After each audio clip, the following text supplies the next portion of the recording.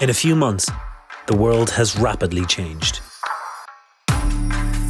And we have an opportunity to use this moment to reimagine the world we live in forever.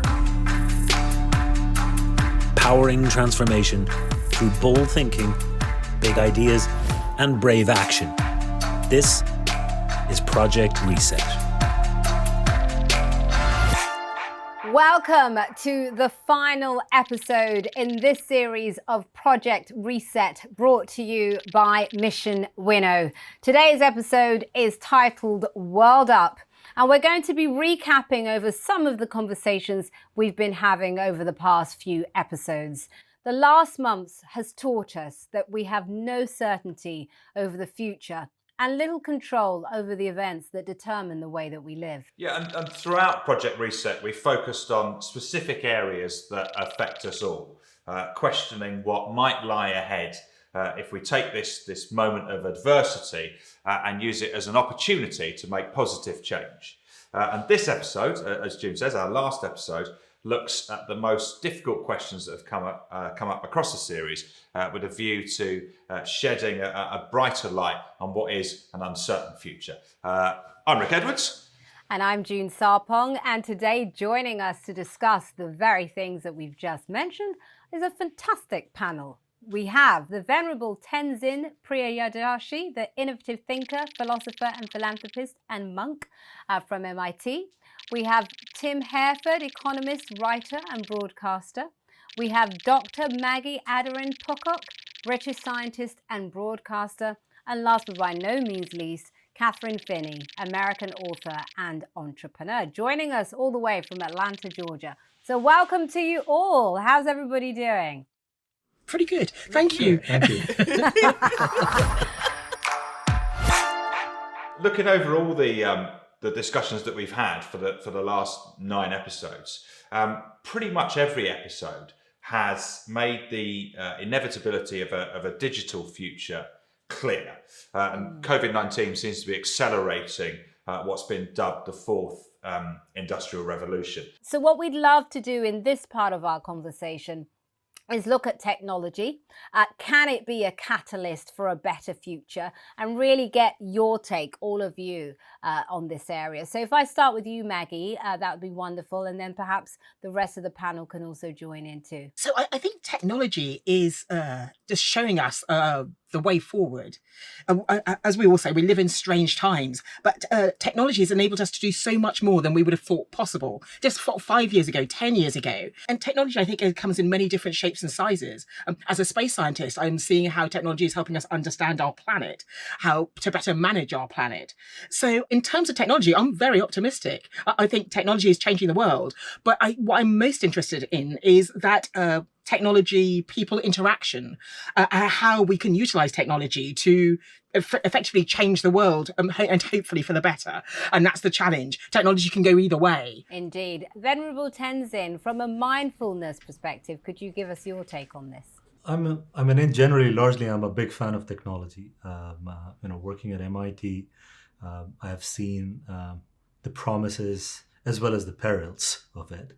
I am a bit cautious about the techno-utopia phenomena that a lot of my compatriots try to propose.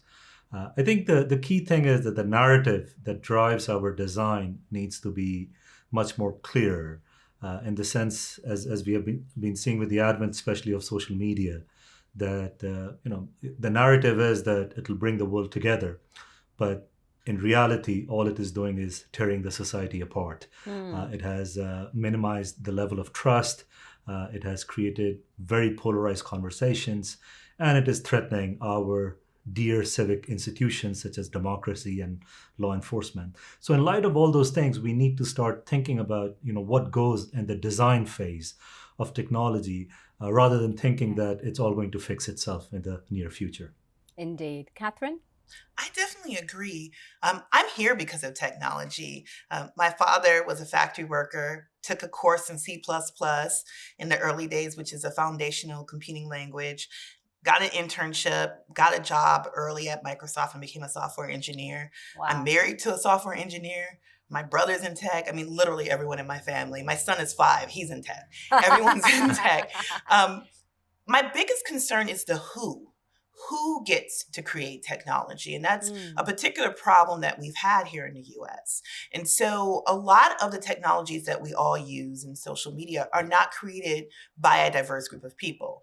And not even just racial and gender diversity, class diversity, even geographic diversity. It's a small subset of people who are creating these technologies that we all use. And as a result, they're not really able to think of all the potential challenges and even the triumphs that these technologies can have. Not because they necessarily don't want to, it's because their life experiences are fairly limited. And so my question is, who gets to do it? And I think the future of technology as a positive force is really going to depend on opening up that who. And once that happens, then I think technology's future is amazing. But if that doesn't happen, we're going to see more polarization, we're going to see more technologies misused, and more separation amongst us all. I think there's been a really interesting thing in the UK that was anticipated by various people, which is now that we're seeing algorithms get used for more and more elements of our lives and big decisions, people in power are now using algorithms as a thing to blame if something goes wrong. And obviously you can have situations where you've fed in biased data and therefore the algorithm starts producing biased results. But also in the UK, we had this big furore over exam results. And essentially, there was a kind of an angle from the government, which was, this pesky algorithm, and just sort of said like it's just this evil entity that's just kind of appeared, and then that's what's gone wrong, and so they're trying to sort of pass the buck, and I think that really worries me as a pattern, because algorithms don't just come from nowhere. They're created by us, and I wonder I don't really know what the solution is. It's such a convenient kind of boogeyman because people don't really understand algorithms. And so you just kind of go, it's the algorithm's fault. Well, we all want to blame somebody else when something goes wrong. I mean, that seems. I'm sure we'll soon have an algorithm for blaming other algorithms. That's just coming. I was quite struck by the algo shambles here in the UK because my own daughter was caught up in it, and one of the interesting things was, the government said, it was just the algorithm ruined everyone's grades. But if we think about what actually happened, back in March, the government said, look, I'm sorry, there's a pandemic, all the exams are going to be cancelled, but don't worry because everyone will get the fair grades.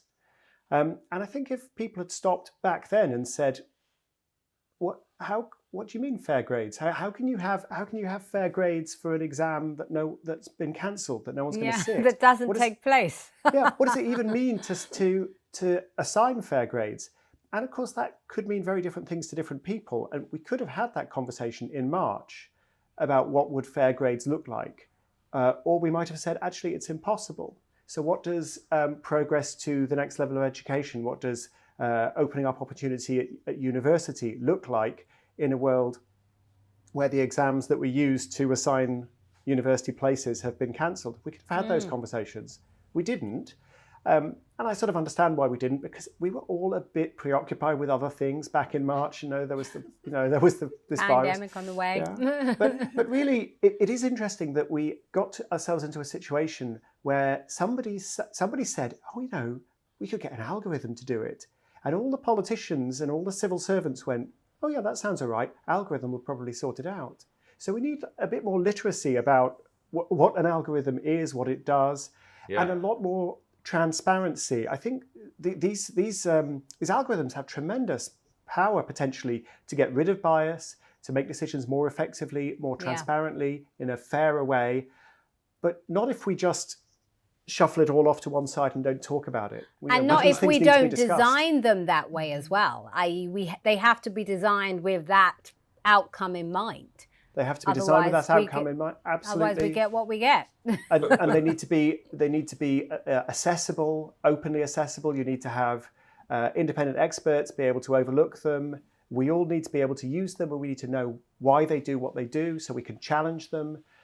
All of these things need to be discussed in a far more open way. And a lot of that, you mentioned kind of transparency and people being able to sort of analyze how they're coming to their decisions. But a problem with a lot of algorithms is they're proprietary and they're effectively a black box. And so you put the stuff in and it churns out results, and you can't really ask questions about how it's arrived at that stuff. So you saw these, the thing in America from a few years ago where an algorithm was determining sentencing. And it was clearly doing it in a biased way, but we couldn't get into the algorithm to find out why exactly. It was just happening. So I wonder how you enforce transparency on the people who are designing algorithms. Yeah, well, Maggie was talking about the norms of science and people's engagement with science or their fear of science. But one of the norms of science is open debate. If you're going to produce a result, it needs to be reproducible. If you're going to perform an experiment, it could be publicly performed, and your peers and other people can challenge that. And for me, at the moment, with algorithms, we don't have the norms of science. We have the norms of alchemy. And alchemy didn't take us very far, despite the fact that alchemists use experimentation. Alchemists were the same brilliant people who are the scientists of the time, like Isaac Newton and Robert Boyle. But alchemy got nowhere, and it got nowhere because everything was done in secret, because it was all commercially sensitive. It was all proprietorial. Who wants to turn lead into gold if everybody knows how to turn lead into gold? Yeah, but exactly. Tim, I would challenge you, and maybe it's just being, an American. One of the things I was impressed by in the UK is, watching your parliament and like everyone actively fight with each other. It's like great entertainment. We don't do that here. We are in a very precarious position as Americans right now. And I'm not sure if we even realize how much trouble we're in. We have people who don't believe in science, period, and actively question it. We have algorithms and computer companies have been led by literally one group of people who cannot, for the life of them, figure out how to get more diversity, but can figure out the physics of landing a rocket upright, right? Which seemed virtually impossible, but can't figure out how to hire more Black people or women. We have fundamental challenges here that we can't even talk about how to create an algorithm until we have a discussion on who we are and who we feel should be in that room. Yes. Who gets to make these decisions? It's a real challenge right now in the U.S., to be really honest, of who are we? Really basic existential questions. It has nothing to do with science. It's literally, who are we? What do we want to do? What world do we want to live in? And we're really struggling with that. So the adoption of scientific norms and principles, we can't even have that discussion because we have people who frankly don't believe science is real. Well, I think in a way, part of what you describe, Kathryn, is playing out here too, but slightly differently. I'd love to bring you in on this one, Venerable Tenzin, because you somehow, in the space that you occupy, blend the two areas that are supposed to be opposed and at odds always, which is spirituality and science. Especially after Enlightenment in Europe, there has been this divergent path between science and religion. However, looking at the landscape of science today, one thing is that science does need good storytellers. People don't change mindsets based on data. No. People change mindsets and behaviors based on stories. And so that's one of the struggles, I think, that a lot of scientific enterprises and institutions need to sort of really invest in, which is how to tell stories and how to tell stories in a way that actually, counters people's ignorance about what science is about. And pushing that argument again to go back to what we were talking earlier about, fairness and transparency in algorithms and so on. Most of the world is clueless about what machine learning is. Most of the world is clueless about artificial intelligence is, how choices are being made, how designs are being done. The irony of this is that most individuals and enterprises believe that it should be the government that should be designing a regulatory mechanism. But most governmental agencies are 10 years behind technology. They don't even know. They don't understand it. No, I mean by the time. Yeah, by the time they start thinking about policies, technology has sort of moved from one stage to the other. So it does require, truly, as much difficult as it may sound, the proposition, it does require a private and public partnership, meaning that we cannot simply presume that government or governmental agencies have sufficient know-how to start regulating, especially these emerging technologies. I think that's one of the biggest challenges that we are going to continue to face. Do you think that technology is enhancing, at the moment, enhancing our sense of self? Or do you think it's actually muddying it to anyone, really? I think it's creating a whole new layer of confusion, we humans were having enough problem with our sense of neurotic self and various forms of, neurosis. And all we have done in light of creating these kinds of new platforms, to the idea where you can actually start seeing data and correlations between selfies and incremental narcissism in society, that you need to start thinking about the fact that humans are not as good and as quick at adapting and regulating their behavior, compared to the pace of technology that's going. Now, we may talk about, there's a generational issue, there's a generational difference and things of that nature, that, millennials and Gen Z are natives to technology while we are mostly immigrants to technology. You can use all those models, but the bottom line is that emotionally speaking, we are Paleolithic creatures. Our emotions actually have not evolved in the last 10 to 15,000 years. So when you're looking at aspects of mistrust, fake news, disinformation, polarization, interest groups, narrow-mindedness, all because of technology that was designed to open up the world, bring them closer, share free flow of information, you have to pause and you have to start asking the question, is it actually doing what it is supposed to do?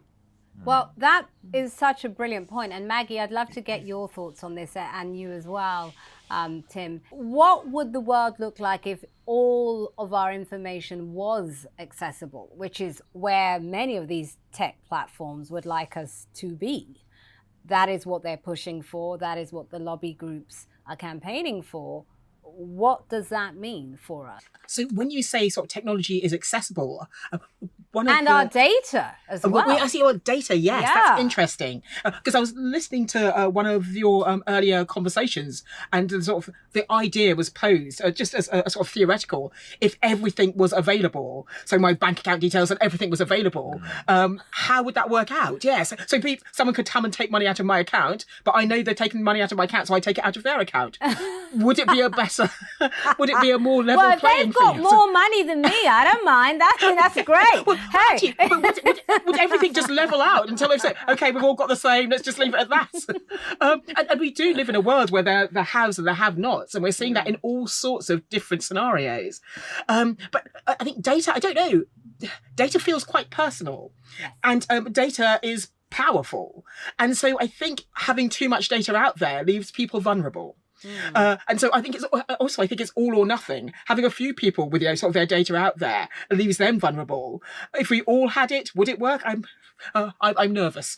I'll just jump in and say I think that the conversation you were listening to, Maggie, was the one with Daniel, Dr. Daniel Holman. He gave an example. If he's got all of this data, open data on people, and he is then able to spot a pattern. That, for example, he can say to this individual, do you know what? Looking at the patterns here, with machine learning or whatever, I can identify that you're at serious risk of this illness. But if we act now, you can we can help you and probably prevent it. And in that example, should he do it? And when he has that data, or do we value our privacy so much that we'd rather he didn't? And I have no idea what the answer to that is. Yes. But Well, he gave another example, and he was saying through the algorithms that he uses in his work, in his business, he can actually see the potential of someone leaving the company. Yes, perhaps he did. before Yeah. the person realizes Yeah. themselves. Yeah. And so yes, is it playing God effectively? Sort of intervening before the individual's even aware. So in the health. One of the things I've been sitting on is a government commission at the moment, sort of looking at racial disparities. And you can see that it's very much linked with sort of poverty and deprivation and things like that. And even the impact of COVID, we've seen the disproportionate impact on diverse communities. And one of the things we've been trying to do is work out why this is. And there are various triggers. Diabetes happens more in certain people than others. Heart disease happens more in certain people than others, and it leaves them more vulnerable to COVID. So we have this information, but to me, it's what was said earlier. It's trying to spread the information and educate people in an empathetic way. I think saying, we've got this data, you need to change, doesn't work. One of the things I try and do with my science communication is trying to bring that emotion in, is trying to bring that empathy in, is trying to get people excited about the science. And I think if we can do the same with this data in a gentle way, then we can warn people about the penalties or just from their sort of genetics. I think it's powerful, but I think it should be used, but it should be used very, very carefully. Tim, can you give us your take on all that we've been talking about? Yes, I mean, it's very easy to talk in generalities, but I think often you need to be quite specific about what exactly is being done and what impact it might have. So in terms, for example, of the differential impact of algorithms on African Americans in the US, one of the things I discovered when I was working on a recent book that was a mistake I made and a mistake almost all of my sources made. And I was only corrected when a real specialist, Kathy O'Neill, took a look at the manuscript. She said, you've talked about this algorithm as predicting reoffending. And does the algorithm do a good job of predicting reoffending or not? And all of my sources said the algorithm predicts reoffending. But actually the algorithm doesn't predict reoffending. The algorithm predicts being rearrested by the police. And being rearrested by the police is not the same thing as reoffending, because there are people who reoffend who are not rearrested, and there are people who are rearrested who never actually committed an offence. Yes. So, but that's just one of these things where we can talk quite generally about algorithms and data and privacy and so on and differential impact. But very often you need to really drill down and ask what exactly is being said or what are we assuming is being said? And actually, when you look more carefully, you realize that something else is going on entirely. There's actually a precursor to what Tim is suggesting, that the rearresting data is also directly correlated with police patrolling. And so in the United States, you do recognize that police is patrolling more often in certain demographics of Hispanic or African American neighborhoods rather than affluent neighborhoods, and therefore it leads to more interrogation, it leads to more arrests in those kinds of things. So you see, it's dominoes effect from the very onset when you are sort of trying to capture those kinds of data, and it simply starts to perpetuate bias, which then leads to this other issue that we were trying to touch on earlier, which is do we take who takes moral agency, who takes responsibility for decision making in legal systems or the form of systems. Brilliant. And I think that brings up a really good point of the who again, right? If as an African American, I would have an understanding about that question, mostly because live in neighborhoods. I come from communities in which we do have more policing. Therefore, there's more arrest. And perhaps if there was someone who came from my community that's adversely affected, particularly in the United States, I would be able to bring that up when the algorithm was being created. Yes. And we've seen that a lot with AI here in the US and globally, that, when you go to a restaurant or to a public restroom and you run your hand over the sensor, it has a difficulty with skin that is darker. If you were a part of the test team when this was being created and you had darker skin, that would have been figured out quite early. And so I think, again, it goes back to who gets to be a part of creating these algorithms at the very beginning. And a lot of these biases could be headed off at the very beginning if we had diverse people creating them and participating in their creation.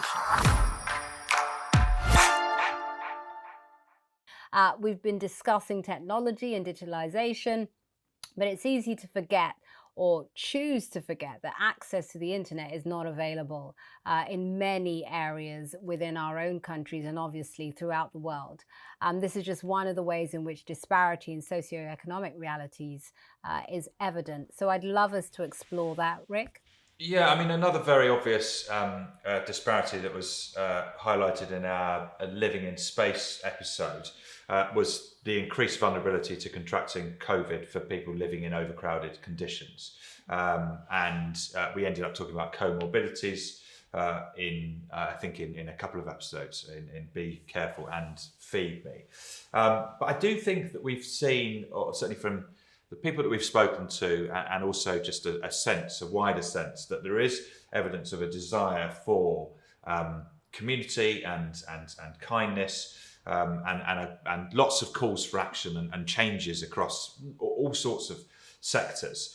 And so I suppose the question to start with is, if COVID has highlighted, or at least brought greater attention to all of these disparities, sort of socioeconomic disparities and so on, will we see now radical change moving towards greater equality, or will actually inequality become even more entrenched? Wow. Kathryn, do you want to start? Just one word answers. Okay. just yes or no. Just sum it up, right? No.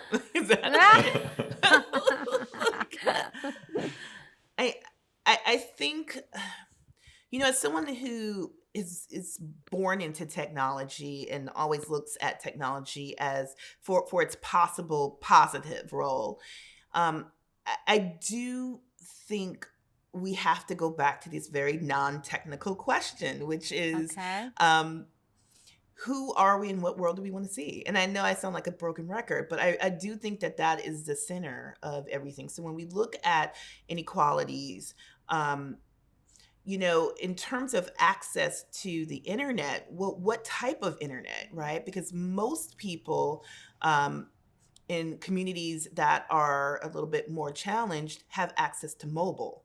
And mobile is more important than, fiber optic landlines, right? And so the question isn't necessarily building the fiber optic landlines and more of that, but it's having better and more available cell phone towers and lower cost cell phone usage. So again, the who becomes such a central part of this conversation, because each group of people, particularly disadvantaged peoples, and this is regardless of whether you're in the United States or any other place in the world, we view technology, its role, its impact in a very different way. Even the concept of community is viewed in a very different way. It's quite interesting talking about access to the internet, because some of the projects I've been working on is looking at sort of global internet. So it's sort of a constellation of satellites around the Earth, which could give internet to everyone. Now, to me, this seems very powerful. One of the things that was happening in COVID is I was teaching my daughter because we were doing homeschooling, and I had access to the internet. I was looking at various sort of websites and sort of trying to put packages together, and it was hard work.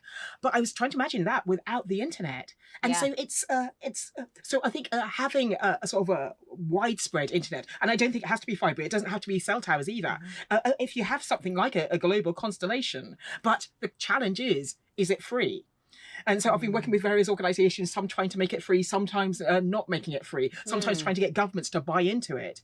But the possibilities are amazing. Sort of telemedicine, education, people in refugee camps actually being able to work remotely. So I think the potential is there, but the commercialization may limit it.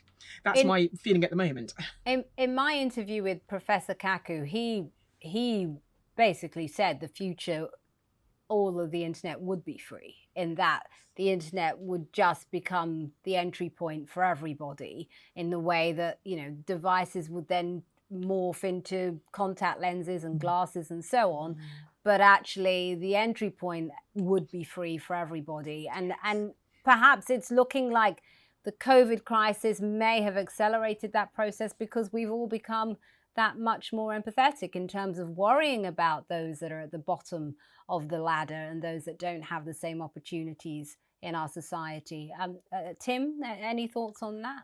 Well, I regard providing internet for everyone on the planet as a relatively easy problem compared to some of the other challenges that we have. Yeah. I mean, actually, internet is nice and it's a tremendous leveler and a tremendous provider of opportunities, but fundamentally people want warmth and shelter. They want the ability to cook food without poisoning themselves or blinding themselves with indoor air pollution and vaccines, et cetera, et cetera. So I'm all in favor of trying to expand access to the internet. I think it's a wonderful thing, but there is always a tendency in my own work on technology for us to fall in love with whatever is new and shiny and to forget the vital importance of pretty basic innovations. The thing that worries me, I have to say, is yes, people have become aware of inequality in the world, not just because of the pandemic. They've become aware of that really since the financial crisis. That doesn't necessarily mean we do anything about it. So one of the books that scared me most was written about 15 years ago. It was by Benjamin Friedman, called The Moral Consequences of Economic Growth. Yeah. And what Friedman basically points out is that whenever things are going well, the economies are growing strongly, people compare themselves to their parents, or they compare themselves to their own experiences 10 years ago, and they think, well, things are going great. The moment growth stagnates, people start comparing themselves to their neighbours. They start comparing themselves to immigrants. Yeah. Suspicion increases, racial tensions increase, all sorts of problems increase. I think we've really seen that since the financial crisis of 2007, 2008, in all kinds of ways. So, we should try to seize the opportunity, but history makes me concerned that the long-run impact of this shock may not be entirely positive. So this time has constantly been referred to as the new normal. So I'd like to ask you actually, June, would you like to return to the old normal, or do you like this new normal, or do you want a new normal, a different normal? I want a different normal. I definitely don't want the old one. I'll be honest, not too much of a fan of this current one. Okay. And I think that this current one is teaching us things we need to change about the old one, and hopefully by the end of it we come up with something much better for everyone.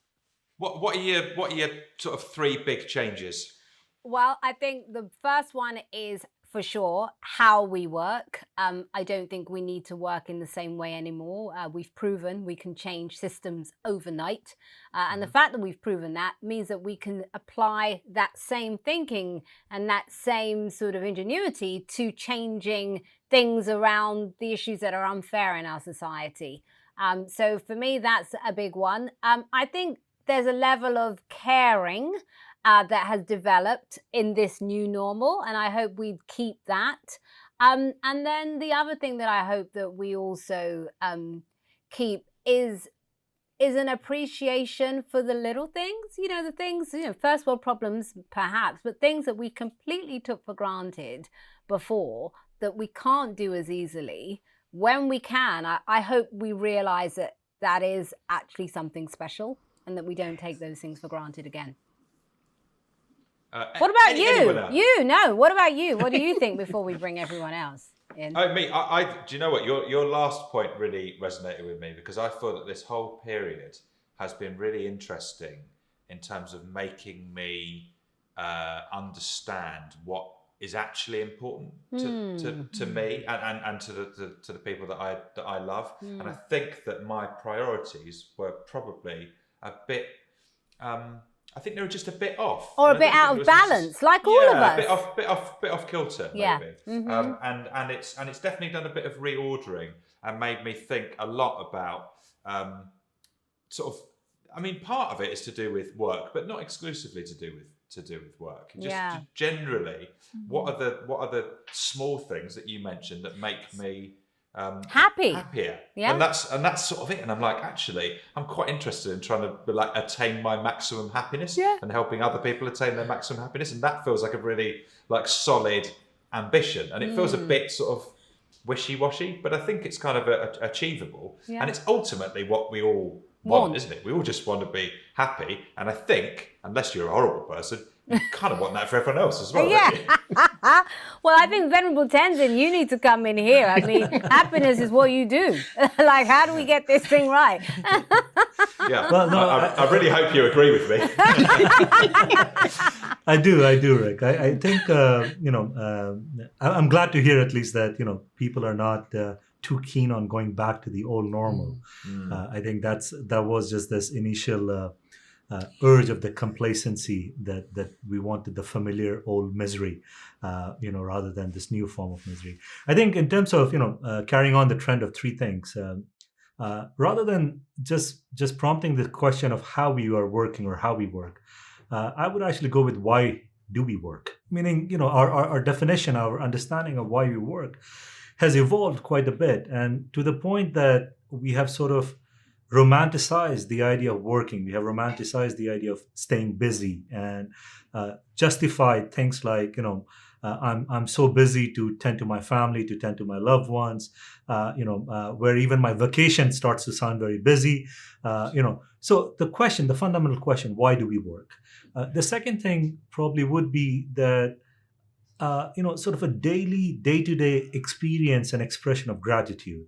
One of the things that did happen during COVID was people recognizing the value of, what we put in just one box as essential workers, work of individuals whose efforts would go unnoticed, oftentimes. So this idea of taking note of everybody's contribution and actively experiencing and expressing that sense of gratitude is important. Because one thing that COVID has done, it has increased our aperture of uncertainty. Uncertainty has always been around. Certitude is a myth. Certitude is a kind of delusional tendency that we constantly long for. But uncertainty is a fact of life. And so I do hope that this experience would give us the sense of resilience, the sense of agility to embrace uncertainty and embrace uncertainty in a manner that brings us, greater experience of joy, not only for ourselves, but for people around us as well. And I would actually follow on. I think what's interesting is one of the reasons why you've seen this wide global acceptance of Black Lives Matter, and particularly in the context of the US, is because literally Black Lives Matter. A majority of the essential workers who kept the US, and I would argue probably the UK and other parts of the world, moving were actually Black people.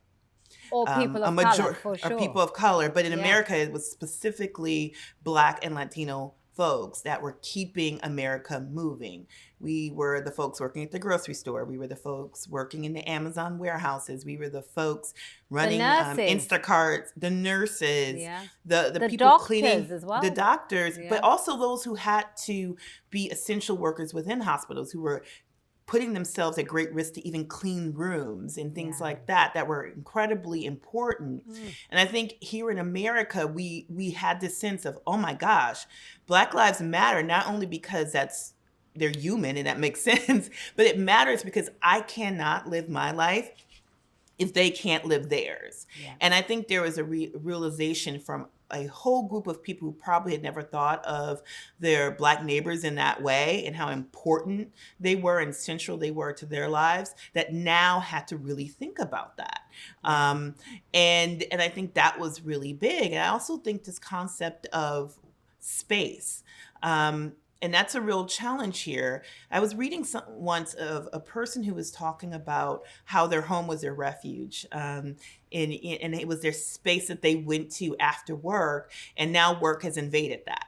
And so this concept of spaces and, having three different types of spaces, home, work, and sort of a third space, and how all of that is collapsing into one, and how that is challenging for some people. So there's those who love the ability of not having to go into an office, but there's people for whom having that space that was outside of work was really crucial to them, to their own mental health.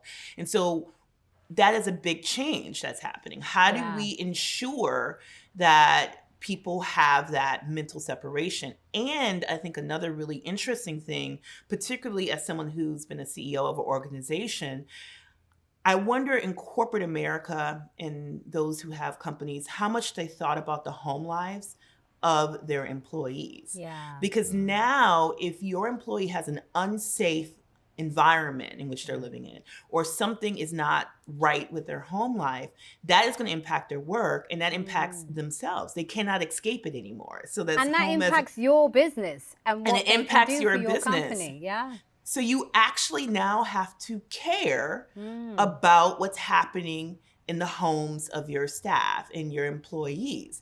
And maybe this is the first time in history in which corporations really do have to think about that, because it impacts everything. Yeah.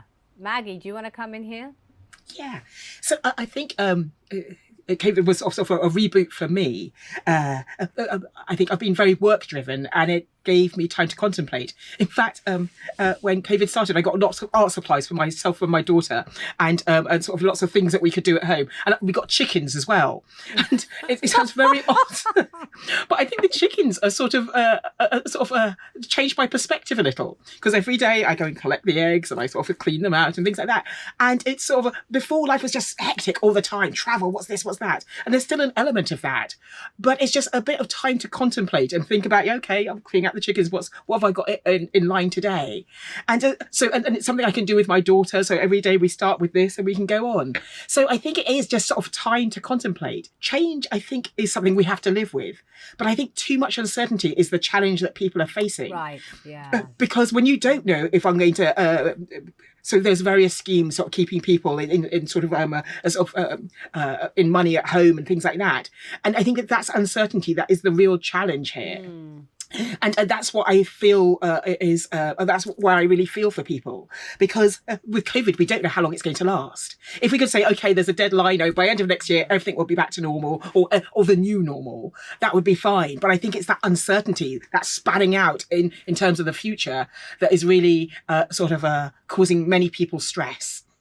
And also, we haven't felt the worst of it yet, because people have been furloughed, because, as you say, there have been schemes in place to sort of buffer the fallout. Yes. But we know by the end of the year, those schemes will no longer be there, and we will really then be able to see what the true impact of this virus is. The true bite of it. Yeah. And I think people are anticipating that, but it's the uncertainty, but no control over it. Yeah. And I think that's the big challenge at the moment. So something that we all share in life in general, that perhaps we sort of pretend and avoid, is total uncertainty. No one knows for sure what's going to happen one day after the next, and so on. But I think what COVID has done is that it's actually made us realize just how little control we do have over our lives, and that actually the idea of control itself is an illusion. So I wonder, does that then also wreak havoc with our faith in a sort of a belief in a better future if there is all this uncertainty? Uncertainty is profoundly unsettling, but if you're comfortable and everything's going well, but your life's great. It is, but it's everyday life. But somehow we pretend it isn't. It's quite bizarre. Absolutely, it is a reminder that you never know what's going to happen. But I just sort of feel that it's very easy if you're happy with how things are going, and you're top of the heap and you're making money and you like your job and you like your spouse and you're living somewhere comfortable. It's very easy to say, well, uncertainty is very bad. But I think if life is not working out for you, then actually the idea of a roll of the dice, something new. I mean, we've seen that, for example, in the voting for populist leaders. That's partly coming from people going, I want a bit of chaos. I want things to be different. I'm happy with uncertainty. It beats the certainty that things are going to be bad for me. So yeah, I think uncertainty means different things to different people.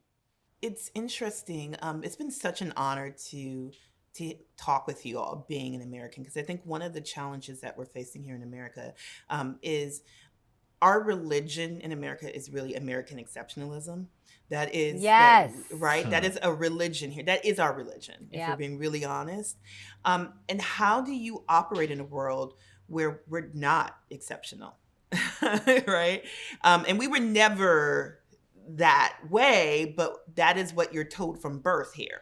But you believed it, and the rest of the world believed it. Everyone believed and it, perception is reality, right? We found very quickly that that was not true. So what do you do when everything your society has been built on, this central concept, is found to not be true? And I think that's where a lot of the uncertainty comes from here, is that we actually have to look towards other people outside of Americans for leadership and advice. So I was having a conversation with a friend. My background is in epidemiology. And we were talking about how do you operate as an epidemiologist in a society, in a community in which science is evil, in which your politicians, your local leaders are directly against you as an epidemiologist. And I said, well, you can look to our colleagues who are in emerging nations, because this is what they've had to deal with all the time, this conflict, this friction, and we can take leadership from them.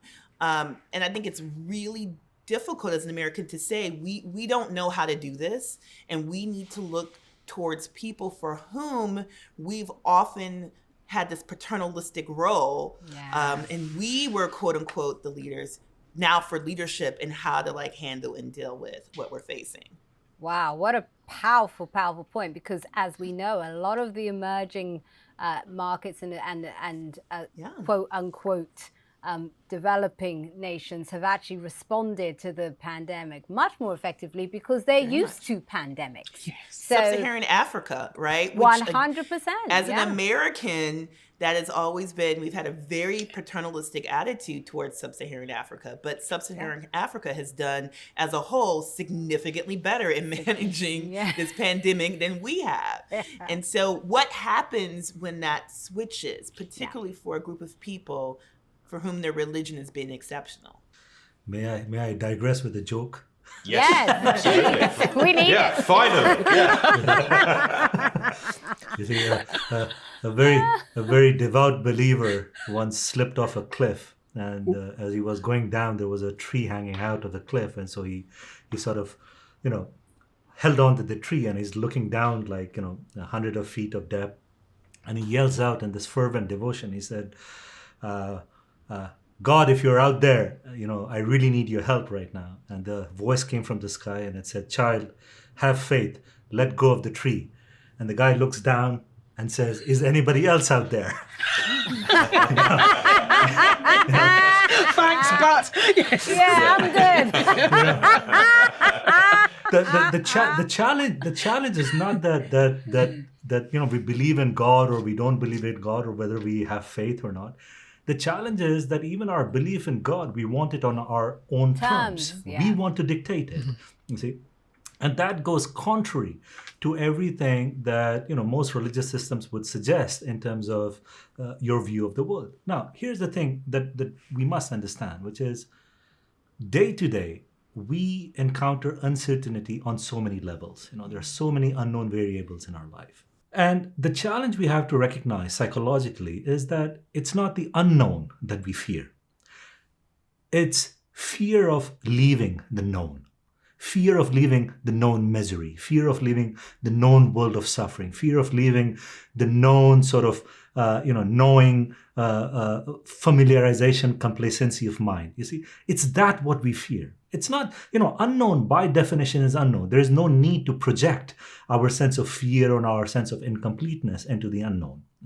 And this is, I think, the biggest challenge with human conditioning, that we truly, if we were to, we were talking about this earlier, has COVID made us more empathetic, more trusting, and so on. We have found behaviorally in social landscapes that anytime a catastrophe hits, a natural calamity happens, for a short period of time, people do become empathetic. People do become more caring.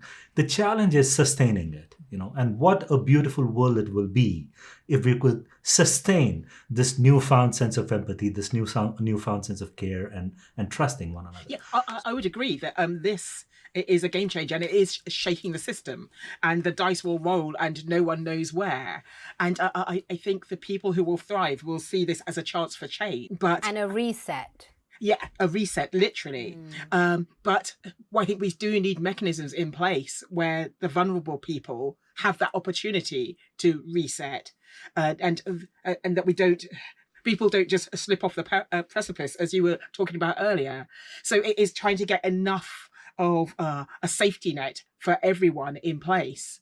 And I think, yes, we've gone through the sort of it's like a storm. It's almost if we're in the eye of the storm, but there's potentially worse to come. How do we mitigate against that? And empathy, I think, will get us a long way. But yes, I think when push comes to the shove and things are bad, that's when empathy sort of dies and people sort of look to themselves. Yeah. So that's my fear for the future. Sorry, I'm usually quite optimistic. But it also, sorry to interrupt, it gives us a deeper sense of, what our biases and drivers are. In some ways, COVID couldn't have been a better, we couldn't have designed a better social experiment for the long run, for the kind of demographic than this, and my friends in Silicon Valley who have been, sort of trying to promote the idea of universal basic income and so on in the advent of AI taking jobs and stuff. I mean, this is a clear example, and again, we couldn't have designed a better social experiment that it's not just about the money. It's about our sense of identity with our work. It's an issue of greed. Do we know the right balance between need and greed? I mean, when COVID hit, the ridiculousness of people, just stockpiling toilet paper in the United States. You see, toilet paper were the first things to go out of store. Guilty as charged. But ironically, the second thing, and I'm in, sort of in the Midwest at the moment, the second thing that the stores were running out were guns and ammunitions. Oh no. Yeah. And then the joke was, why are guns, going out the store so fast to protect the toilet papers? You see, it's this kind of challenge. So it's a wonderful sort of, it couldn't have been better designed, and so we need to thank nature for that in order to sort of get deep insights into our own behavior. Yeah. That yes, we are designing technologies for betterment of human society, but there are some deep-seated biases and behaviors that we still need to address. Yeah. There's a great quote that I meditate on each morning, and it's by a Sikh philosopher, Valerie Kerr, who many people may know, and it says, "What if we're not in the darkness of the tomb, but we're in the darkness of the womb?" And every moment and every morning I think about that. Like, what if we're in a place now where we have the ability to rebirth something or birth something new? Ooh. And what is it that we're going to do differently this time? What can come out of this that can be positive, that can be great, that can move us forward? And to think about that. And I think this is an exciting time because we have an opportunity. It's the first time ever that someone's actually cared what someone like me thinks. If 2020 were to begin again and we knew what was coming, what would you change about the way that the world responded? I think my answer would be slightly monkish. That's why we asked you here. Yeah, we wanted a bit of monkish stuff. I think I would have preferred to prepare the world better to experience the value of solitude.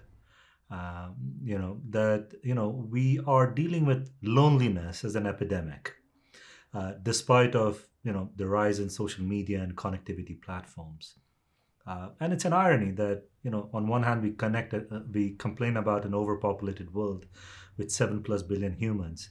On the other hand, we are lonely. So I would have liked that we could have embraced solitude and understood how solitude could help us become more self-aware. That it's a form of, it's a precursor to self-care. It's a precursor to not only increase our ability to become aware, but also understand dynamics of relational awareness, of how we relate better to other humans, to other sentient beings, to our ecosystem, and so on. And so solitude really as a place of leverage, and not panicking in this mode and confusing it with alienation and loneliness. What are we all hopeful about? One answer. Okay. One thing. I think I'm hopeful that, I mean, it's kind of everything that we've talked about, that we in our communities do decide to try and look after each other a little bit more, because we've got a bit more understanding of what people are going through and what people have been and what people do for us to help our lives. And I hope that we don't just forget all of this. That's what I really hope, that we don't forget and then end up just in a world that's very similar to the one that we had before. I'm going to say something that's grammatically incorrect, but my 22-year-old niece, God bless her heart, asked me for advice. And I said to her, nobody knows nothing right now, which means that we can create whatever we want to create. Like, all the rules are out. And what I'm excited about and I'm hopeful for is, because all the rules have kind of been dismantled, that we now have this opportunity to create something different. And just going on what Rick said, I think there's a world that we can create now that's much more connected, because we now know how important it is to have each other in our lives. And the lives of our neighbors matter to us. It impacts us deeply. And so I think this is really an amazing time. I'm hopeful that that continues. I've spent more time with my neighbors the past 6 months than I've ever spent the whole entire time that I've lived in my house. And so I'm hoping that that continues, the sense of community, the sense of that we're in it together, that we can win, we can move forward, we can grow if we do it together. And I think that's exciting. I'm excited for the future because of that. In January 1975, the American jazz pianist Keith Jarrett was booked to play at the largest venue he'd ever played at, the Cologne Opera House. And because of a mix-up, the wrong piano had been delivered to the stage. It was kind of broken down, the pedals didn't work, keys were sticking, and it was too small. It wasn't loud enough to fill the opera house. And so, of course, he refused to play, but was then effectively guilt-tripped into it. Like, he couldn't back out. And so he committed to walk out on stage in front of 1,400 people, the largest audience he'd ever faced, and to start improvising whatever music came into his head, all alone, on a piano he knew was unplayable. It was the greatest concert he ever played. It was recorded, and it was the best-selling album, not just by Keith Jarrett, but by any pianist in history, the Cong Concert. 2 of my children were born while my wife was in labor listening to this music. It's very special. And it was the way that he dealt with this challenge that he didn't want to face, he would have walked away from if he felt he could. The way he dealt with this produced something absolutely magical in a way that he didn't predict and he couldn't have predicted. So I guess what I'm saying is, what I hope is that this pandemic is going to be the unplayable piano. I don't know what's coming, but I hope we're going to figure out how to make something magical out of it. Oh, I love that. Oh, you're on a monkish territory now, aren't you? I think we've been using the analogy of sort of shaking up the system at sort of a reset, sort of throwing the dice. And I really love the idea that we do learn from each other.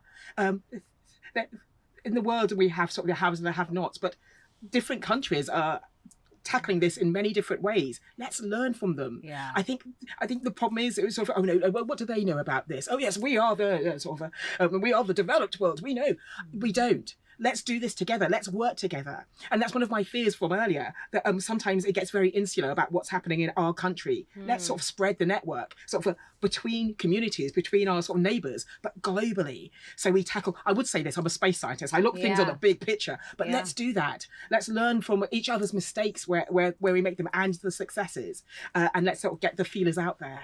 Brilliant. I'll quickly, and then obviously we'll let the monk have the last word. I think the thing that I'm hopeful about is truth.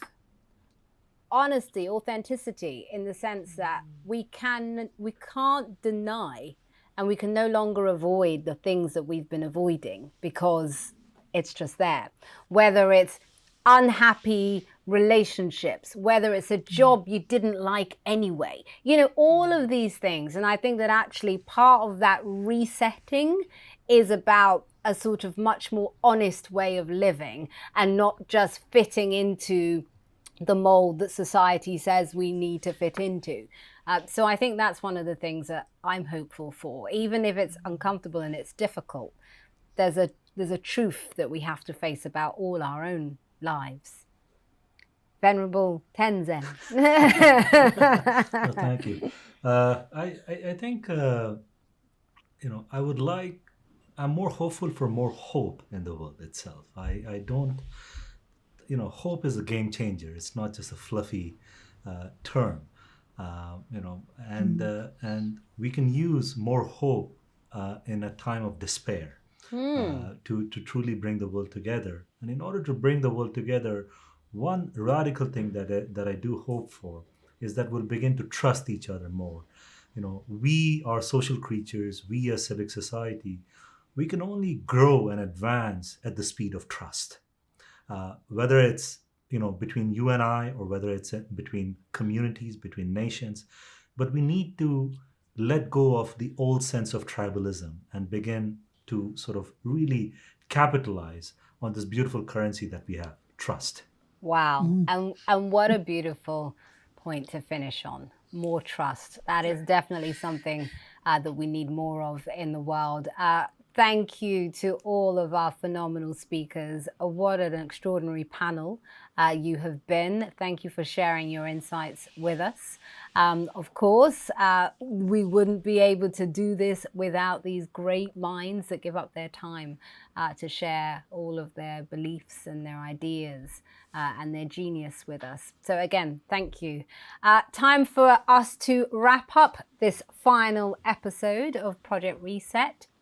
We have all been living through this complete phenomenon, this new thing for the first time, at the same time, this collective experience that the world is going through. And we all have our own experiences and our own points of view, and we want to hear yours.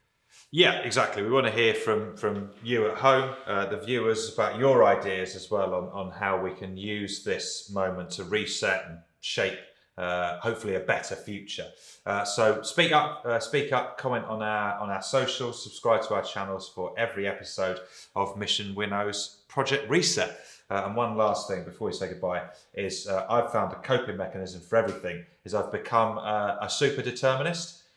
So I just basically I'm absolutely fatalistic about it. I think everything, if you knew all the initial conditions at the Big Bang, you'd be able to predict everything that's ever going to happen. And if you think of it like that, well, whatever. I knew you'd like that, Maggie.